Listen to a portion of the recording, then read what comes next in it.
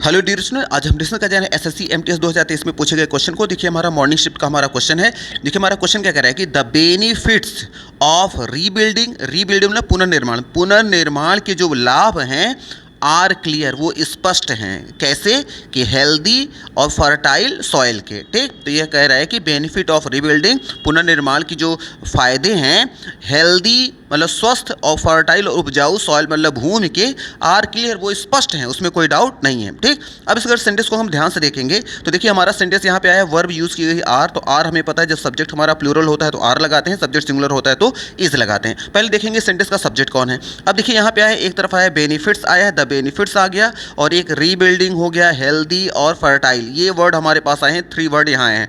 और ऑफ क्या है, एक प्रीपोजिशन है। तो हमें पता है प्रीपोजिशन से जब दो नाउन प्रोनाउन जुड़ते हैं तो याद रखिएगा सब्जेक्ट हमेशा प्रीपोजिशन के पहले वाला माना जाता है, बाद वाला नहीं माना जाता। और प्रीपोजिशन के पहले देखिए है कौन, बेनिफिट। बेनिफिट एक प्लूरल नाउन है, जब प्लूरल नाउन है तो इसको अपना वर्ब भी क्या चाहिए, प्लूरल चाहिए, इसलिए यहाँ आर आई है। इसका मतलब आर का जो रिलेशन है वो बेनिफिट से, इसका मतलब यहाँ आर राइट लगाई गई है। अभी कह रहे हैं द बेनिफिट्स ऑफ रीबिल्डिंग, तो रीबिल्डिंग के जो बेनिफिट्स हैं, पुनर्निर्माण के जो फायदे हैं। और एक चीज़ और याद रखिएगा, अगर यहाँ देखिए प्रीपोजिशन के बाद अगर कभी भी वर्ब आती है तो उसको हमेशा आईएनजी फॉर्म में लिखा जाता है, और जो प्रीपोजिशन के बाद जो आईएनजी फॉर्म आता है वो जीरेंड होता है, जीरेंड एक नाउन का काम करता है। ठीक, तो कह रहे हैं कि the benefits of rebuilding healthy fertile soil के आर क्लियर, वो स्पष्ट है। इसका मतलब ये सेंटेंस ध्यान से देखेंगे तो वर्ब भी हमारा राइट लगाया गया है, प्रीपोजिशन के बाद आने वाली वर्ब जो होती है वो हमेशा आईएनजी फॉर्म में लिखी जाती है, तो आईएनजी फॉर्म भी यहाँ लगाई गई है, और बाकी यहाँ एडजेक्टिव लगाए गए हैं जो कि सॉइल के लिए काम कर रहा है। इसका मतलब ये सेंटेंस हमारा क्या है, ये सेंटेंस हमारा नो एरर में जाएगा, इसलिए सेंटेंस में हमारा कोई एरर नहीं है। तो अगर इसमें एरर नहीं है तो डिस्कस करने का मतलब क्या था,